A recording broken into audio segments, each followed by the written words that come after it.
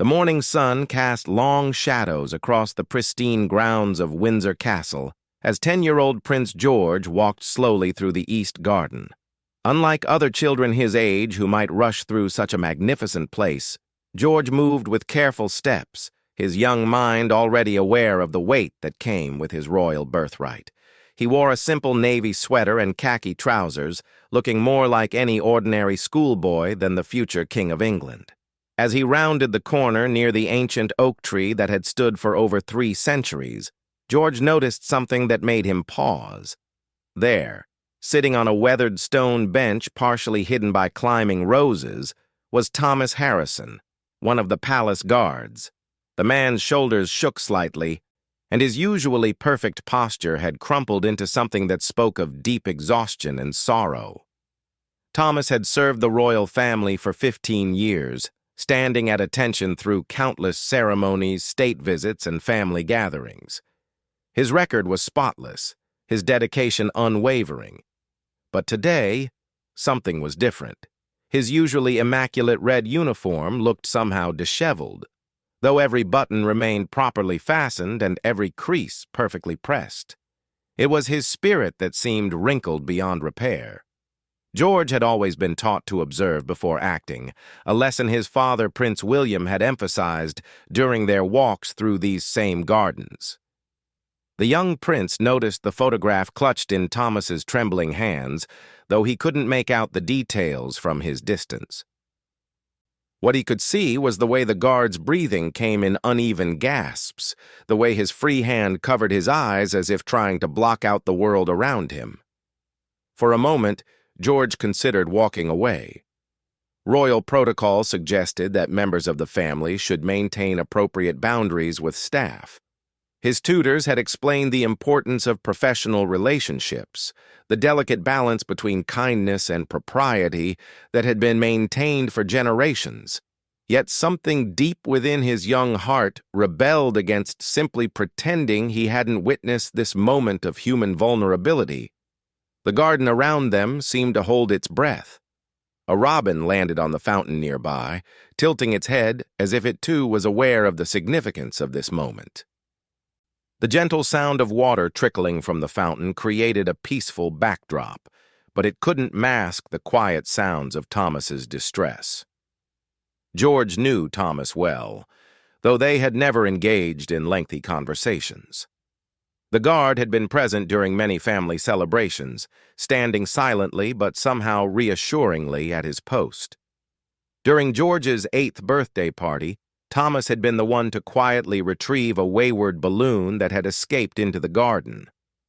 When George's younger sister Charlotte had scraped her knee during a garden party, Thomas had been the first to notice and discreetly signal for help. These small acts of service and attention had not gone unnoticed by the observant young prince. George had inherited his grandmother's gift for remembering faces and small kindnesses, and Thomas's gentle presence had always made him feel safe and protected. Now, seeing this strong man who had always seemed unshakable in such obvious pain, George felt something shift inside his chest.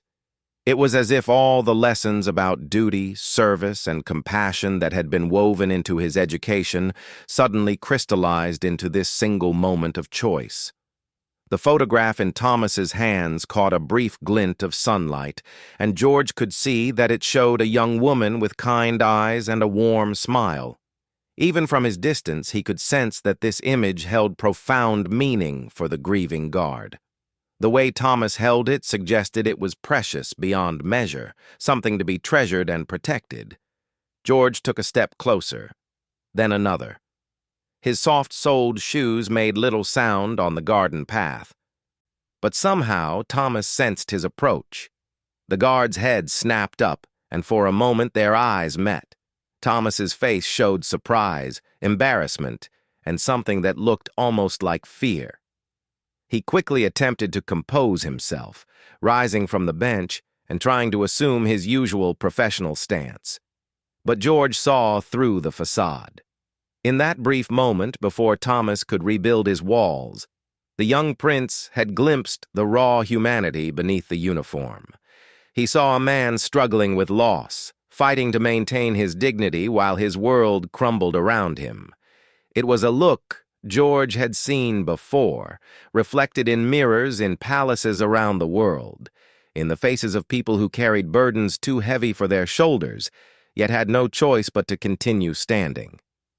The training that had been drilled into George since birth suggested he should acknowledge Thomas politely and continue on his way. But something stronger than protocol spoke to him in that moment. Perhaps it was the influence of his mother Catherine, who had always emphasized the importance of genuine human connection. Or maybe it was the echo of his late great-grandmother's voice, reminding him that true nobility came not from titles, but from how one treated others when no one was watching. Thomas attempted a formal bow, his voice catching slightly as he began to speak. "Your Royal Highness, I apologize for—" But George raised a small hand, a gesture that seemed far too mature for his 10 years. The motion was gentle but clear, a request for silence that came not from authority, but from compassion. In that moment, surrounded by the ancient beauty of Windsor's gardens, with centuries of royal history watching from every stone and tree, something profound was about to unfold.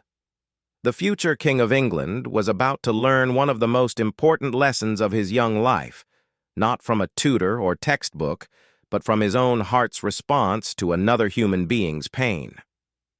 The sound of distant footsteps on gravel suggested that others might soon join them in this secluded corner of the garden. Palace life moved on its own rhythm, with schedules and appointments that waited for no one. But for now, in this suspended moment, there was only a young prince and a grieving guard, standing in the dappled sunlight of a morning that would change them both forever. George could feel the weight of decision pressing on his small shoulders. Everything about his upbringing suggested one course of action, while everything about his heart pointed toward another. The photograph in Thomas's hands seemed to gleam in the morning light, a silent reminder that behind every uniform, every title, every role we play in life, there beats a human heart capable of both great joy and profound sorrow. As the robin flew away from the fountain and disappeared into the oak tree's ancient branches, George made his choice. It would be a decision that would ripple through the palace corridors, reaching the ears of his parents, his grandparents, and eventually becoming a story that would be whispered with respect and admiration by everyone who heard it. The young prince stepped forward, closing the distance between himself and the guard who had spent 15 years protecting his family. In doing so, he was about to discover that sometimes the greatest act of service is simply recognizing the humanity in another person, and that true leadership often begins with a moment of genuine compassion. George moved closer to Thomas, his young face showing none of the uncertainty he felt inside. Instead, his expression held a maturity that seemed to have appeared from nowhere, as if this moment had awakened something deep within his character that had been waiting for exactly this situation to emerge. "You don't need to apologize," George said softly, his voice carrying the same gentle authority that his mother used when comforting those in distress. "Sometimes we all need a moment to ourselves." Thomas looked startled by the prince's words. In 15 years of service, no member of the royal family had ever acknowledged his emotional state so directly. The protocols and boundaries that governed palace life seemed to dissolve in the face of George's simple human response to his pain. The photograph trembled in Thomas's hands, and George's eyes were drawn to it once more. Now, standing closer, he could see that it showed a woman who couldn't have been much older than his own mother. She wore a nurse's uniform, and her smile radiated the kind of warmth that suggested she had spent her life caring for others. "She looks like someone who made people feel better just by being around," George observed, his words carrying no trace of the formal language that usually characterized royal conversations. It was simply one human being acknowledging another's loss with the honesty that only children possess. Thomas's breath caught in his throat. For a moment he seemed unable to speak, overwhelmed by the prince's perceptive observation. When he finally found his voice, it was barely above a whisper. "She was my daughter, Your Highness, Sarah. She was 28, worked at the Children's Hospital in London." The past tense hung in the air like a physical presence, heavy with implications that George was old enough to understand. He had learned about loss early, watching his great-grandmother's funeral and seeing how grief could touch even the strongest adults. But this felt different, more immediate and personal. "Was she sick?" George asked, settling onto the stone bench beside Thomas, without any regard for the fact that such informal behavior would have horrified his etiquette instructors. His actions spoke louder than words, creating a space where titles and positions mattered less than shared humanity. Thomas shook his head, his eyes filling with fresh tears that he no longer tried to hide. "Car accident. 3 days ago. A drunk driver ran a red light while she was driving home from her night shift at the hospital. She had just finished saving a little boy's life, stayed 4 hours past her shift to make sure he was stable." The weight of this revelation settled over the garden like a blanket. George felt his own eyes burning, not just from sympathy, but from a growing understanding of how cruel and random life could be. Here was a woman who had dedicated her life to helping others, struck down by someone else's careless choices. "She sounds like she was really special," George said, his voice stronger now, filled with conviction rather than mere politeness. "The kind of person who made the world better just by being in it." Thomas looked at the young prince with wonder, surprised by the depth of understanding in those young eyes. She was. She always said she wanted to be like her old dad, protecting people. "I protect the royal family, and she protected sick children. We used to joke that between the two of us, we had all the important people covered." A gentle smile crossed George's face at this story, the first real smile Thomas had managed since receiving the terrible news. She was right. You do protect important people, and she did too. Maybe that's what made her so special, that she learned from watching you care about others. The conversation was interrupted by the sound of approaching footsteps. Captain Richards, the head of palace security, appeared around the garden path, his face showing concern when he spotted Thomas sitting with the young prince. Protocol demanded that guards maintain their posts and professional demeanor at all times, especially in the presence of the royal family. "Harrison, you're needed at the—" Captain Richards began, but his words died in his throat as he took in the scene before him. Prince George sat beside the grieving guard with an ease that suggested this was exactly where he belonged, while Thomas held a photograph that clearly carried deep personal significance. George looked up at Captain Richards with an expression that somehow managed to be both childlike and remarkably authoritative. "Captain Richards, Thomas was just telling me about his daughter Sarah. She was a nurse who saved children's lives." The simple statement carried layers of meaning that the experienced security chief understood immediately. The prince was not just making conversation. He was making a statement about Thomas's worth and the legitimacy of his grief. By acknowledging Sarah's service and sacrifice, George was elevating Thomas's loss to something that deserved respect and recognition. Captain Richards had served the royal family for over 20 years, and he had never seen anything quite like this. The young prince had somehow transformed what should have been a breach of protocol into a moment of profound human connection. More importantly, he had done it with such natural grace that it felt entirely appropriate rather than scandalous. "I'm very sorry for your loss, Harrison," Captain Richards said, his formal tone softening as he followed George's lead. "Take all the time you need today. We'll cover your duties." But Thomas was already shaking his head, carefully folding the photograph and placing it in his breast pocket, close to his heart. "No, sir. Sarah wouldn't want me to abandon my post. She understood duty and service better than anyone. But I appreciate the kindness, more than I can say." George stood up from the bench, brushing off his trousers with the unconscious gesture of a child who had been taught to be mindful of his appearance.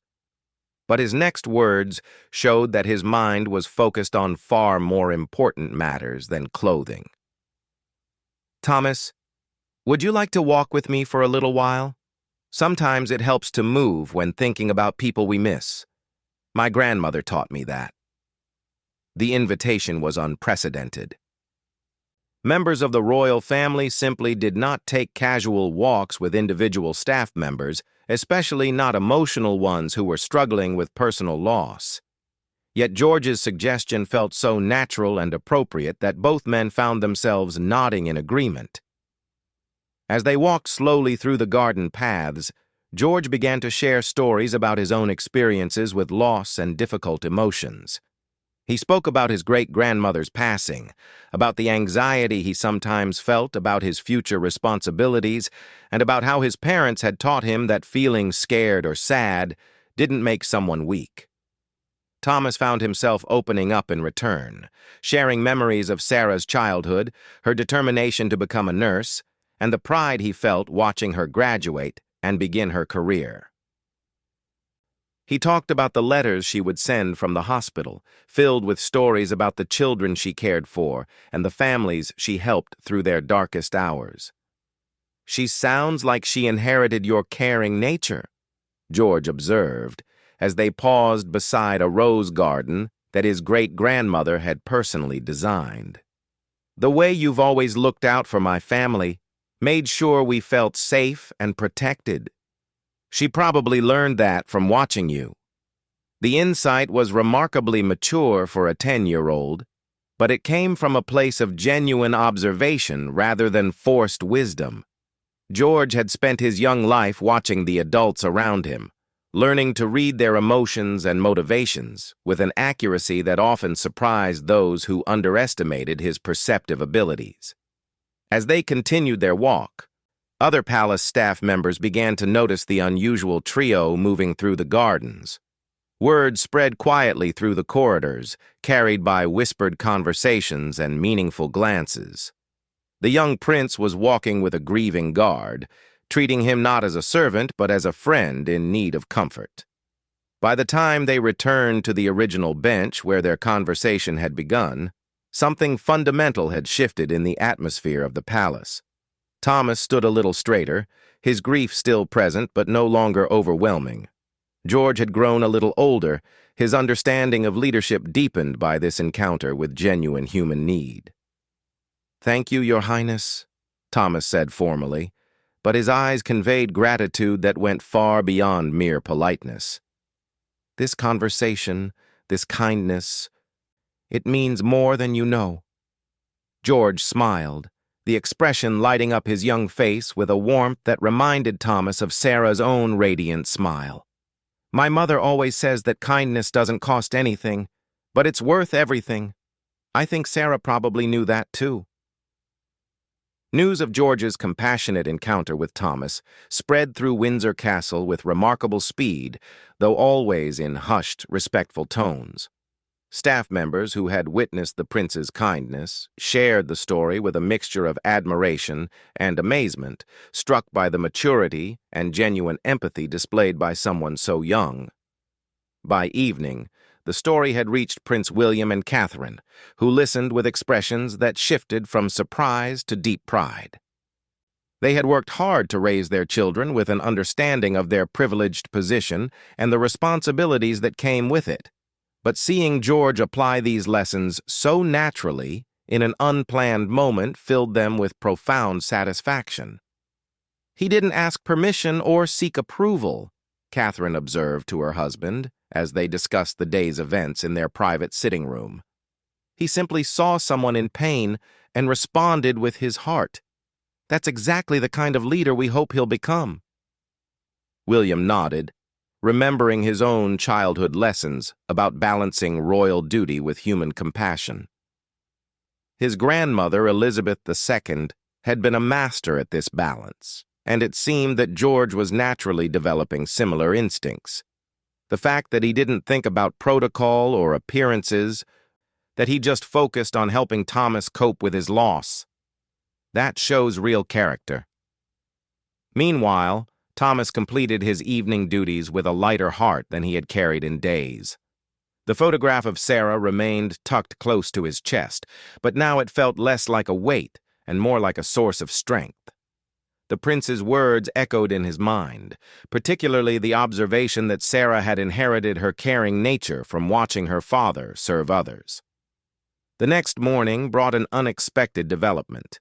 George appeared at breakfast with a carefully written letter in his hand, addressed to the children's hospital where Sarah had worked. He had spent the previous evening composing it with the help of his parents, though the words and sentiment were entirely his own. "I want to send this to Sarah's colleagues," he explained to his parents, his voice serious but determined. "I think they should know how proud Thomas is of the work she did, and how much it meant to him that she was helping children. Maybe it would help them feel better too." The letter, written in George's careful handwriting, was a masterpiece of childlike sincerity and genuine emotion. It spoke of Thomas's pride in his daughter's work, of the importance of nurses and doctors who care for sick children, and of how inspiring it was to learn about someone who dedicated her life to helping others. George had signed it simply Prince George, but the formality of the title couldn't diminish the heartfelt nature of the message. When the hospital staff received the letter later that week, it created an emotional response that rippled through every department. Sarah's colleagues, still grieving the loss of their beloved teammate, found comfort in knowing that her father's grief had been witnessed and acknowledged by someone who understood the value of service to others. Dr. Patricia Morrison, the head of pediatrics who had worked closely with Sarah, wiped away tears as she read George's words aloud to the assembled nursing staff. To know that our Sarah's dedication was recognized and honored in this way, it's exactly the kind of gesture she would have appreciated. She always believed that kindness creates more kindness.